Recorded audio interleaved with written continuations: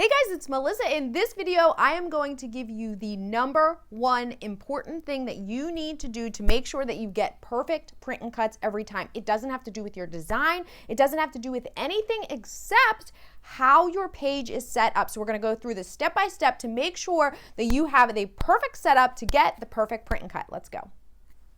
When we are doing a print and cut, we have a couple of things that we need to do. The first thing that I would do, and I suggest this all the time, is to go to File, Print Page Setup. And what you're going to do here is you are going to select your printer. Now, I'm on a Mac, so this is going to look a little bit different if you are on a PC, but regardless, you do not want your any printer to be selected. You want to select the printer that you are going to be using. So I have an Epson 2800. Which I actually have multiple of these. The reason this says Bob is because it's attached to my husband's. I have my own in my office. I really like this printer, which is why I have multiple of them. So I will link to that in the description below. Second thing that you want to do is make sure that the size of the paper that you are using is selected. So we've got paper size selected and click OK. That is important, and I'm going to show you why.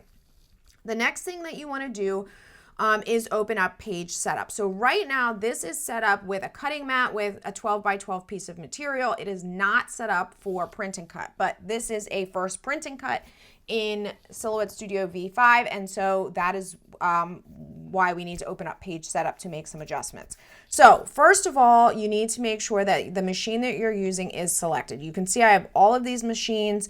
In this case, I'm going to use my Cameo 5, which is connected, which is why it says auto. Manual feed, that's what we want. We're not using the sheet feeder, so we'll click manual. Cutting mat, again, selected as auto, 12 by 12. If you want to change it, you can. I always suggest leaving it as auto if possible. Media size, this is the most important option when doing print and cut. You want to set it to printer. And the reason that we set the printer in the first step where we went to file, print page size is because now it knows that the printer that we're setting it to is using this size paper. So instead of selecting something like A4 or letter, you're going to select printer. This is the number one issue when it is set incorrectly that causes registration errors. Okay. All right. So this is where the changes for Cameo 5 or V5 begin with print and cut. It used to be that you had more options on this panel right here, that you could turn on the cut border, which is the red, and then also turn on the print border. Unfortunately, we now have to go for one option to grid settings and check the box to show print border.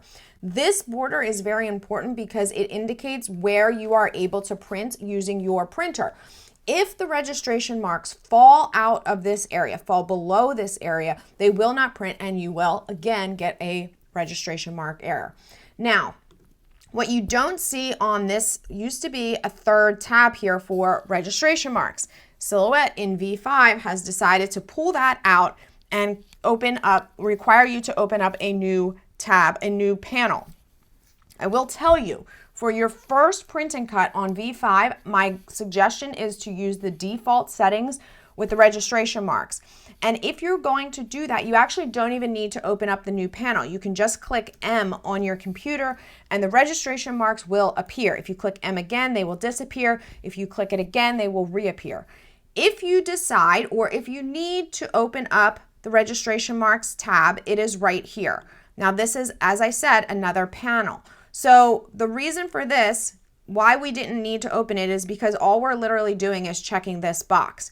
However, if, let's say, one of your registration marks has fallen below the safe print area, if you need to adjust the size, which I would not do as a beginner or as a first-time user in V5, this is the only spot that you can restore the defaults for the registration marks, okay? If you need to change the length, thickness, or position of the registration marks, again, these are advanced settings here. I would not do that, but this is where you're going to do it. You have to open up this whole new tab, okay, or this whole new panel. So that's it. So in this, at this point, your Silhouette Studio page for print and cut in V5 is set up. This is exactly where you need to be. These settings will give you the best chance at success with print and cut. Now, we are ready now to import our design. So there's a couple of ways to do this. You can go up to File, Merge, and pull in your files. So I have files in here that I'm going to open. When you have a preference for print and cut specifically, I would highly suggest using a PNG because it will already, first of all, it will auto trace, and secondly, you will only get cut lines around the outer edge. So let's say we want to use this little truck. I'm going to click OK, and it will import. There are other ways to import files as well. I have multiple tutorials on them. And if you ever get stuck with print and cut or anything with your silhouette, don't forget that I always offer one-on-one personalized support, same day support. All of that is done through Silhouette U, and I will link to that in the description below as well. Okay, so your page is set up perfectly now, which is great, but there are still a couple of things that you need to look out for. I have another video that I'm going to link to that is going to show you what you want to make sure that your designs are doing so that they themselves do not cause you to have print and cut issues, registration mark errors, or more gray hair than you need. Let's go.